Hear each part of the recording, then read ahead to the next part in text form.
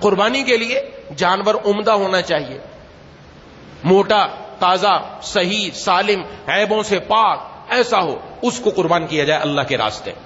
لیکن آج کل ہمارے ہاں کچھ اور چیزیں بیچ میں شامل ہو گئی، شکل و صورت دیکھ کر جانور کی قیمت زیادہ، یا بہت زیادہ اس کو ایسی چیزیں، ایسے انجیکشن اور ایسی چیزیں دی گئیں جس کی وجہ سے بہت زیادہ وہ موٹا ہو گیا، بہت زیادہ گوشت ہو گیا اس کے اندر، وہ خود نہیں کھاتے لوگ، وہ دوسروں میں ہی تقسیم ہوتا ہے، اپنے لیے پسند نہیں ہے وہ، اب اس میں نام و نمود آ جاتا ہے، ریا آ جاتا ہے، دکھلاوا آ جاتا ہے۔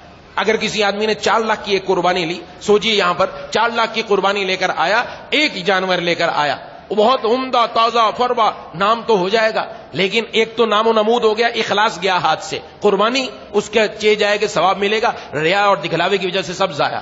اب اگر وہ 4 لاکھ کی 2 قربانیاں لے لیتا، بڑے جانور لے لیتا، 2 لاکھ میں بھی بڑا اچھا جانور آج کل مل جائے گا، آج کل 2 لاکھ میں بڑا زبردست جانور مل جائے گا، تو 2 جانور لاتا، کتنی قربانیاں ہوتی؟ 14 قربانیاں ہوتی، اپنی واجب قربانی بھی ادا کرتا، نفلی قربانی کر کے اور ثواب سمیٹ لیتا۔ یہ عقل مندی ہے، یہ دانش مندی ہے۔ 4 لاکھ اگر آپ ایک جانور پر لگائیں گے 7 قربانیاں ہوں گی، اور اگر 4 لاکھ 2 جانور پر لگے آپ 14 قربانیاں کر سکتے ہیں، اور 14 قربانیوں میں آپ کے پاس 14 قربانیوں کا ثواب آ رہا ہے۔ مومن کے لیے عقل مندی اور دانش مندی کی بات یہ ہے، اس لیے مشورہ کرنا چاہیے ایسے موقعوں پر کہ ہمیں کیا کرنا چاہیے، کیا خریدنا چاہ رہے ہیں، کیا کرنا چاہ رہے ہیں۔ خامخواہ اتنا زیادہ کہ ایسی چیز لے کر آنا جس کا فائدہ ہی نہیں ہے، خامخواہ پیسہ لگائے جا رہے ہیں، ایسی جگہ پیسہ لگاؤ جہاں فائدہ ہو۔ تو بہرحال تو قربانی کے لیے جانور شرعاً متعین ہے، شرعاً آپ صلی اللہ علیہ وسلم نے متعین کر دیا کہ ان جانوروں کی قربانی ہو سکتی ہے۔ وہ جانور کون سے ہیں؟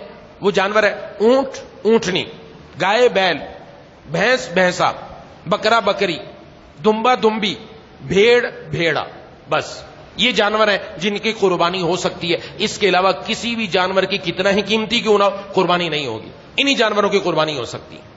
اور ان جانوروں میں بھی عمر کا لحاظ رکھنا ضروری ہے۔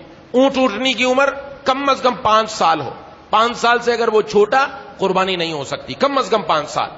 گائے، بیل، بھینس، بھینسا، یہ کم از کم اس کی عمر 2 سال کی ہونی چاہیے، کم از کم۔ اگر 2 سال ہے تو قربانی ہوگی ورنہ نہیں۔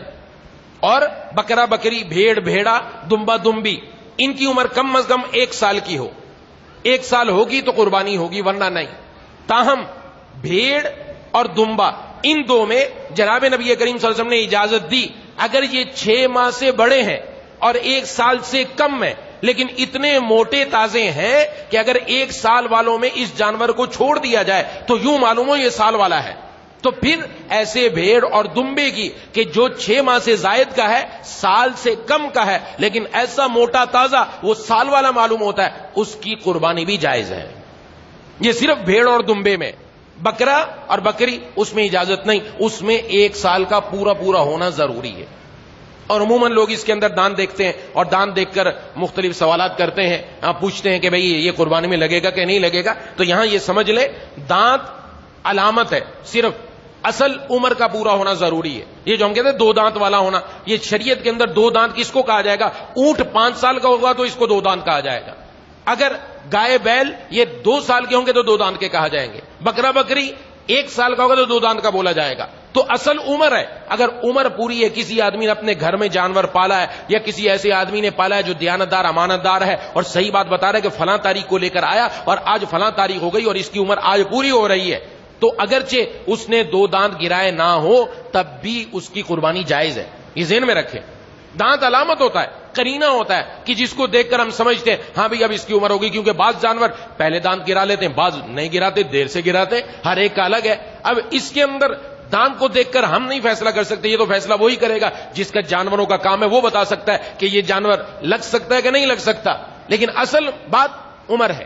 اگر آپ کسی سے خریدنے کے بیوپاری نے آپ کو کہا جی یہ عمر اس کی پوری ہے، تو بیوپاری کی بات کم معتبر ہوگی جب وہ بیوپاری دیانتدار ہو، امانت دار ہو، دین سے تعلق رکھنے والا ہو، اس کو پتا ہو کہ جو لفظ بول رہا ہوں اس کی وجہ سے اس بندے کی قربانی ہو بھی سکتی ہے، قربانی ضائع بھی ہو سکتی ہے، اس کو شریعت کے حکم کا پتا ہو۔ اگر وہ ایسا بندہ ہے اور ہمیں اس کی بات پر یقین آ رہا ہے، یہ بندہ سچ بول رہا ہے اور اس کے ظاہری حلیے سے بھی یقین ہو رہا ہے، تو قربانی کر سکتے ہیں بھائی، اس کی بات معتبر ہے۔ اگر وہ بات نہیں سمجھ میں آ رہی تو پھر قربانی کی اجازت نہیں، پھر ہم قربانی نہیں کر سکتے، یہ ذہن میں رکھنا ضروری۔ اور جانور عیب سے پاک ہونا چاہیے، کانا جانور ہو اندھا جانور ہو اس کی قربانی نہیں ہو سکتی، یا ایسا جانور کہ اس کی ایک ٹانگ ٹوٹ گئی ہے، اب وہ ایک ٹانگ زمین پر رکھتا ہی نہیں ہے، 3 ٹانگ پر چل رہا ہے، یا چوتھی رکھتا ہے لیکن سہارا نہیں لیتا، اس کی قربانی بھی جائز نہیں ہے۔